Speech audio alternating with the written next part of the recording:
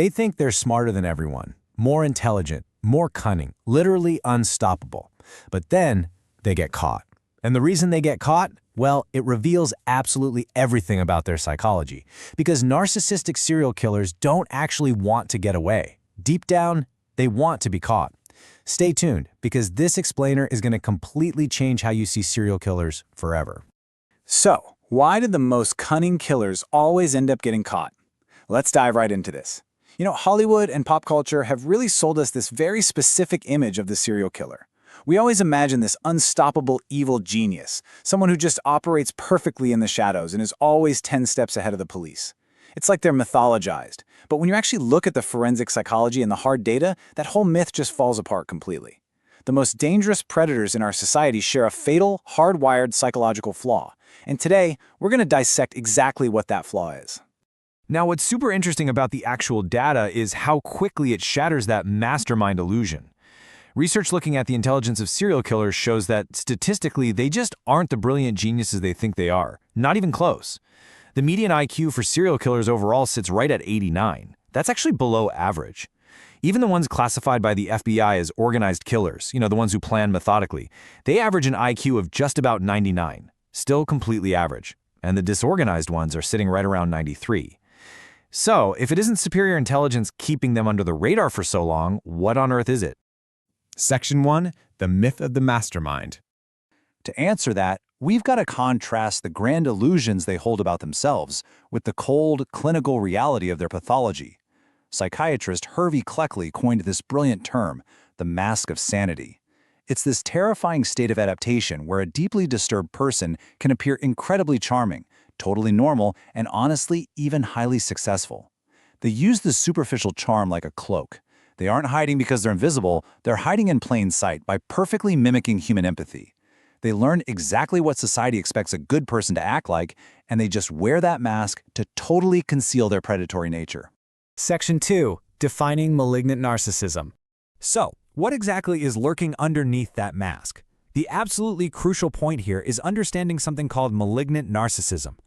Psychoanalyst Otto Kernberg proposed this specific syndrome, and let me tell you, it's not just your everyday arrogance.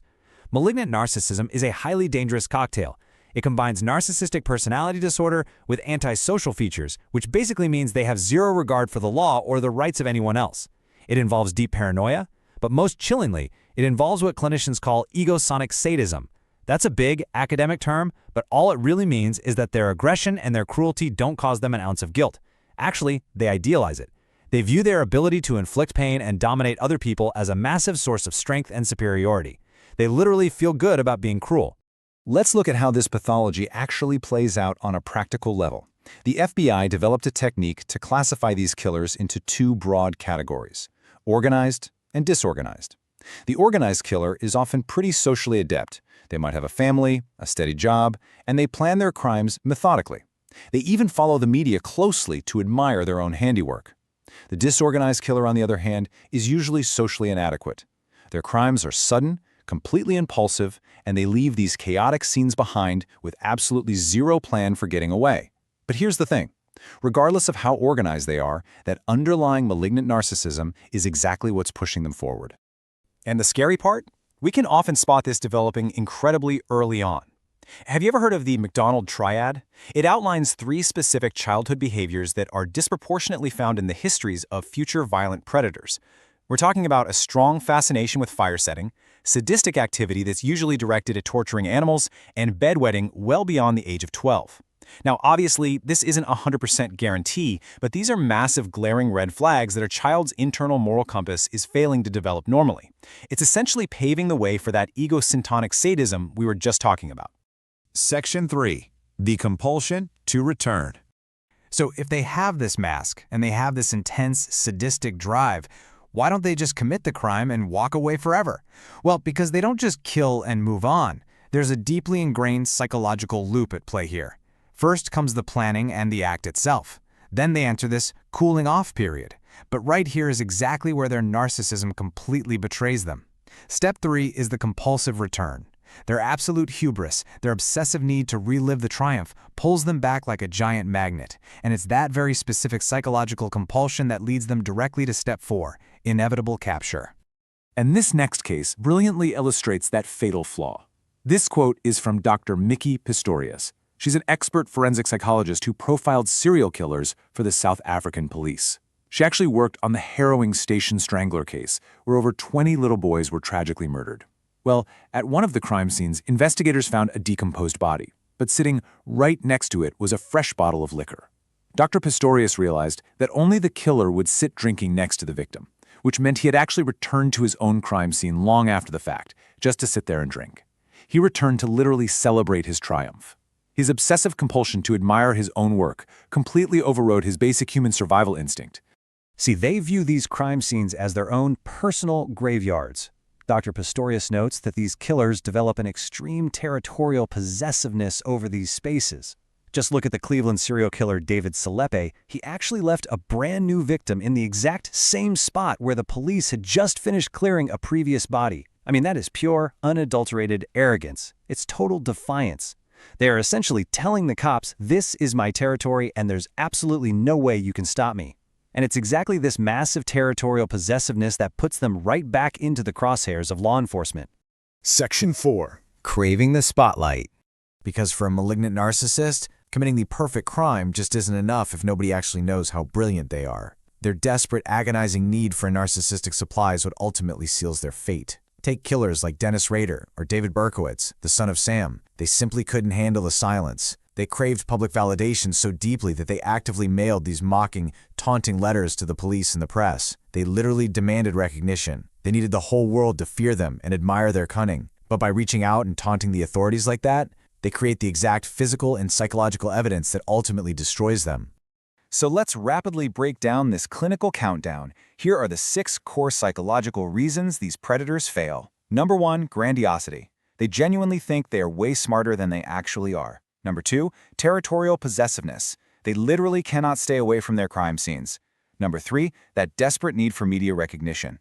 Number 4, paranoia. If they feel mocked or ignored, they react incredibly carelessly. Number 5, pathological anger, a blind rage that totally ruins their judgment. And number 6, careless impulsivity. You put all of that together, and ironically, it makes them highly predictable to forensic profilers. Section 5. Spotting the human predator. Now, I want to pivot for a second. We've been talking about these extreme headline-grabbing serial killers, but this underlying malignant narcissism, it actually exists on a spectrum. Dr. Karen Mitchell is a researcher who studies dark personalities in everyday corporate and social environments, and she outlines a terrifyingly similar predator playbook. It goes like this. Step 1. They identify a vulnerability. They look for someone isolated or struggling. Step 2. They isolate them even further from the pack, maybe by leaving them off meeting invites or spreading really subtle rumors. Step 3. They weaken the target via gaslighting, completely messing with their reality so they start doubting themselves. And Step 4. They move in for the kill. Obviously not physically, but they completely destroy the target emotionally, financially, or socially. It is the exact same mechanism of control and dominance. So how do you protect yourself? Well, Dr. Mitchell's research highlights some major ground-level warning signs you need to look out for. First, watch out for people who specifically target isolated individuals. Watch for absolutely brazen, shameless lying where they clearly have zero respect for boundaries. Notice extreme vengefulness, like if you step out of line, they punish you way out of proportion. Look for pathological anger. Victims often describe this terrifying moment where the predator's eyes seem to literally go black, just because their pupils dilate so much in pure rage. And finally, look for a complete lack of authentic emotion. Their emotional responses always feel a little acted out. Recognizing these red flags early on is absolutely your best defense. Section 6. Their psychology demands capture. Capturing them, whether we're talking about a literal serial killer or just a toxic workplace predator, is never, ever just a lucky accident. Narcissistic serial killers get caught because their psychology literally demands recognition. Their need for admiration, their need to assert total dominance, is fundamentally stronger than their own survival instinct. They literally cannot help themselves. This deep, hardwired psychological flaw is exactly what makes them so predictable. They build their own traps, step by step, out of pure, unfiltered arrogance. And that right there is exactly why this matters to you.